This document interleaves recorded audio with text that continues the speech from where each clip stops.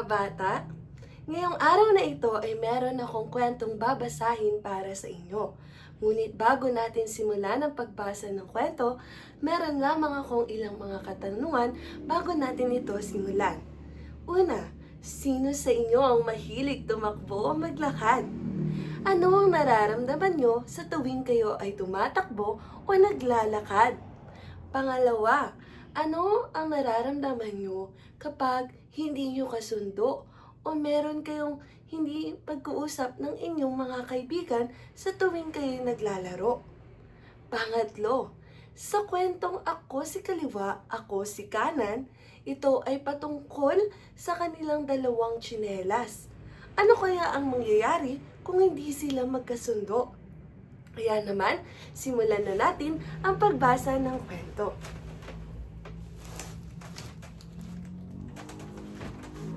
Narito ang kwentong ating babasahin ngayong araw. Ang kwentong ito ay pinamagatang Ako si Kaliwa, Ako si Kanan. Ito ay kwento ni Russell Molina at iginuhit ni Crisostomo Ibarra.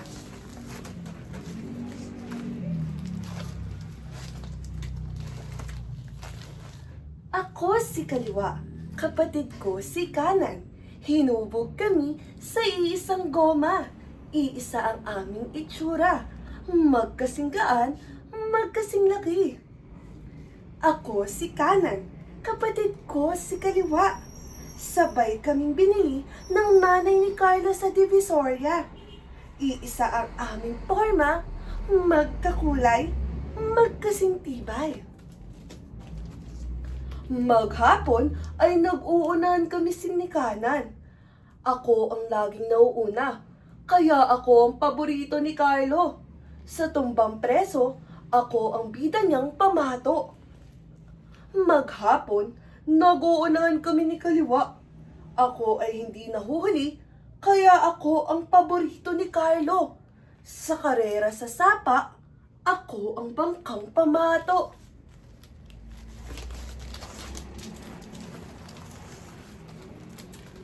Ako si Kaliwa. Sa akin nakatali ang lubid ng saranggola niya. Ako si Kanan. Sa akin umaasa kapag namumukol ng mangga. Ako! Ako! Ako talaga ang paborito niya. Ayaw ko si Kanan. Sana'y di ko na siya masama. Ako! Ako! Ako talaga ang paborito niya. Ayaw ko si Kanan. Sana'y di ko na siya makita.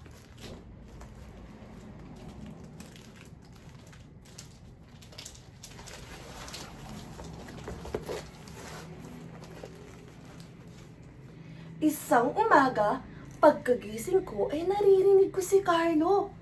Nay, nakita po ba ninyong isang pares ng tsinelas ko? Nawala na si Kanan sa tabi ko. Tuwang-tuwa ako. Nakita ko si Carlo na paikot-ikot sa kwarto. Pinuntahan ng bawat sulok, silong at kanto. Maghapong hinahanap niya si Kanan. Maghapong hindi niya ako sinuot. Maghapong hindi niya ako dinampot. Hindi kami naglaro. Hindi kami naglaro ng tumbang preso. Mali pala ako. Si Kanan pala ang paborito ni Carlo. At pagdating ng gabi, isinilid niya ako sa aparador ng mga pinaglumaang sapatos. Bakit ka nandito? Ang tanong ng botang matanda. Mukha ka pang matibay at may ibubuga. Nawala ho kasi ang kapatid kong si Kanan.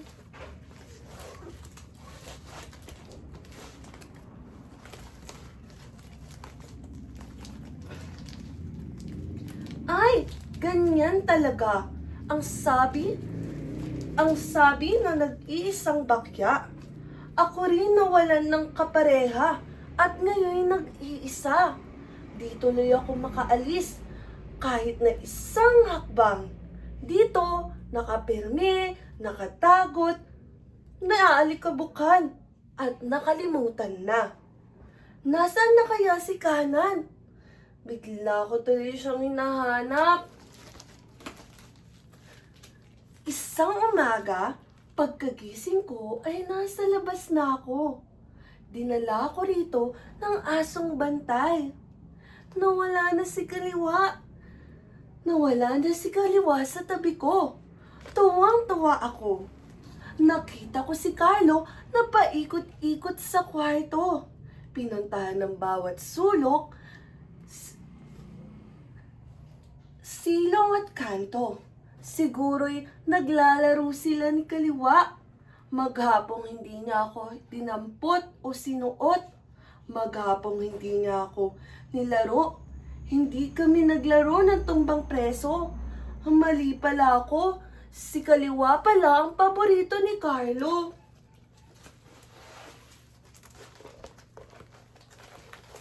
At pagdating ng gabi, mag-isa ako sa kalsada. Bakit ka andito? Ang tanong ng lumang gulong ng bisikleta. Mukha ka pang matibay at may ibubuga. Nahiwalay ho kasi ako sa kapatid kong si Kaliwa. Ay, ganyan talaga. Ang sabi niya. Ako rin nawalan ng kapareha at ngayon nag-iisa. Dito lang makalayo. Kami ng isang dipa. Dito nakapirme. Naiwan at nakalimutan.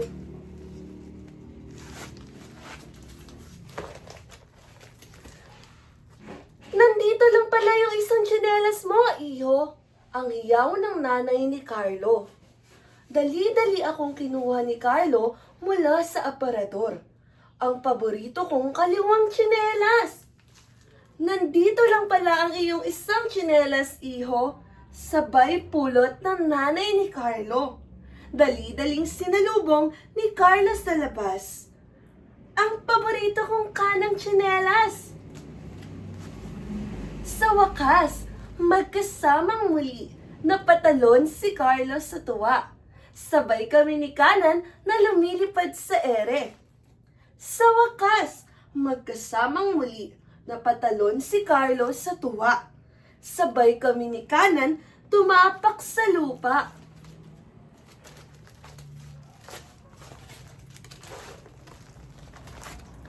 Buong umaga ay naglalaro kami sa may sapa. Buong hapon ay nagpapalipad kami ng saranggola.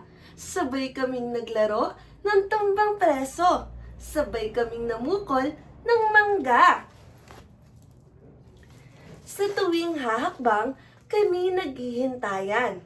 Siya si Kanan, saan man magpunta, magkasama kaming dalawa. Sa tuwing tumatakbo, walang iwanan. Siya si Kaliwa. Saan man magpunta, kami ay magkasamang dalawa. At dyan nagtatapos ang ating kwentong binasang Ako si Kaliwa, Ako si Kanan. Ngayon bata, may mga ilang katanungan lang muli ako. Sino ang pangunahing tauhan sa kwentong ating binasa? Tama, ito ay si Kaliwang Tsinelas at Kanang Tsinelas. Ngayon, saan dinala ni Asong Bantay ang isang pares ng tsinelas? Tama, dinala ni Asong Bantay ang isang pares ng tsinelas na si Kanan sa labas ng bahay. Ngayon, ano ang natutunan nyo sa ating kwentong binasa?